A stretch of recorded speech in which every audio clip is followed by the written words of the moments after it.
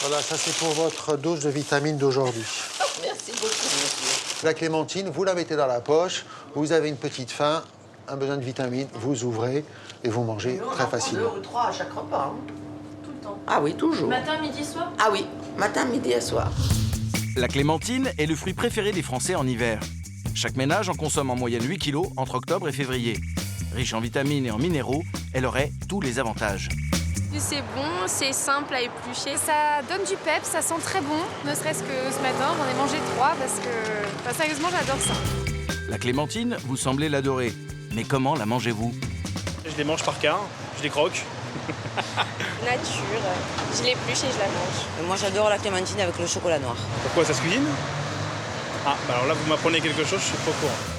Eh oui, il existe de nombreuses façons de la cuisiner, du salé au sucré. Son nom est trompeur. Eric van der Berg est un épicier d'origine corse. En hiver, dans sa boutique parisienne, règne un parfum du sud. C'est ce qu'on retrouvait à côté de nos écoles. Il y avait toujours un arbre, un clémentinier qui était à l'abandon avec encore quelques clémentines.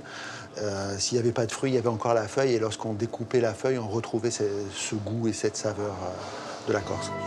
Et ne lui parlez pas de la clémentine espagnole. La clémentine corse, on la reconnaît à la feuille. Ah ça oui, la petite. Voilà, oui. À la feuille. Et puis l'odeur, c'est comme le marquis. Sur son comptoir, elle est aussi à l'honneur, même si ça ne se voit pas au premier coup d'œil.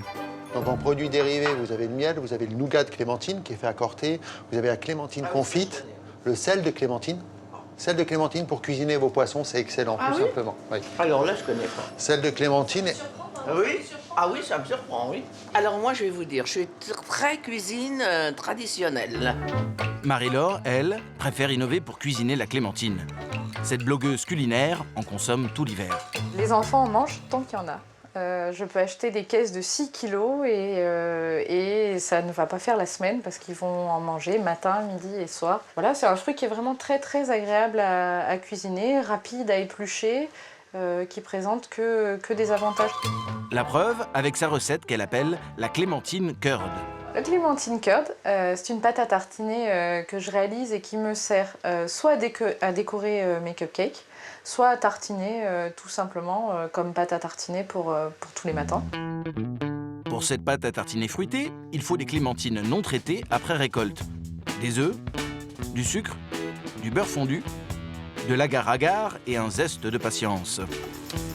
Battez les œufs avec le sucre, ajoutez l'agar-agar et le beurre fondu, mixez des quartiers de clémentine avec du jus de clémentine, passez le tout à travers une passoire et versez-le dans la casserole. Allumez le feu et... C'est parti pour 10 minutes. 10 minutes à remuer. Pour plus de saveur, mettez le zeste de clémentine dans une cuillère à thé pour infuser le tout. Réservez 2 heures au frigo avant de napper un cupcake. L'idée, c'est d'avoir un petit gâteau fourré avec du fruit frais. Et on mettra ensuite en décoration le clémentine curd qu'on a réalisé précédemment. Et puis c'est comme une surprise, parce que si on ne le dit pas, vous découvrirez par vous-même, hop, il y a un fruit qui apporte ce côté rafraîchissant en fait au centre. Et pour ça, la clémentine, c'est un fruit parfait. Un fruit parfait? Dans ce restaurant corse, on n'en a jamais douté. Le chef, Vincent Der, la cuisine de l'entrée au dessert. Alors à mes plats, ça va apporter le côté fraîcheur, on va dire. Et ça va apporter le côté féminin du plat, on va dire le côté piquant. J'aime la clémentine parce que c'est un agrume d'hiver. Puis c'est le goût, c'est l'odeur, c'est la couleur. C'est gai. Une clémentine, c'est gai quand même. Hein. C'est le soleil à Paris. Des feuilles à l'écorce, pour Vincent, tout est utile dans la clémentine. C'est important, oui, parce que je veux prouver qu'on peut tout travailler dans la clémentine. Il n'y a pas que les segments, quoi. Il n'y a pas que l'intérieur, il n'y a pas que le pur fruit, voilà. Le plat du jour, une seule farcie de mostel corse aux accents de clémentine. J'ai pensé à une recette de poisson. Pourquoi le poisson? Parce que personne ne le travaille trop avec les agrumes, voilà. Première étape, la farce. Couper, hacher, puis tamiser un poisson blanc et incorporer de la crème et de la peau de clémentine blanchie. Il faut que ce soit très discret quand même. Il ne faut pas que ça emporte sur la sole, sur le produit. Il ne faut pas jamais que ça masque le produit, vous voyez. Il ne reste plus qu'à farcir la sole et la faire cuire dans du film alimentaire. Et là, je lui laisse à peu près 6-7 minutes. Voilà. Deuxième étape, l'accompagnement. un risotto de céleri. Alors le céleri, ça va apporter justement le contraste avec l'agrume. Et puis voilà, le mariage est beau, ça s'enrobe. C'est un tango, quoi. Un tango entre le céleri, l'artichaut et la clémentine. Pour ce tango, faites revenir le céleri avec des échalotes. Ajoutez du mascarpone, du parmesan râpé et des zestes de clémentine. La feuille a aussi son rôle à jouer. Alors avec la feuille de clémentine, nous allons mouiller notre risotto. Donc il y aura toujours ce petit goût, pas prononcé, mais petit goût virtuel presque. Vous voyez, ça sera la clémentine, on la soupçonne. Ah, il sent très bon. C'est magique, c'est magique. C'est la sole qui est un peu fade quand même, hein, comme poisson. C'est un poisson blanc, c'est un peu fade, la mostelle aussi. Le côté agrume, le côté clémentine va l'égayer, si on peut dire, va le rendre un peu plus doux. C'est un feu d'artifice en bouche, voilà. Top. Disposez le risotto et la sole farcie. Tout simplement. Posez une viennoise sur le dessus. Ajoutez les artichauts.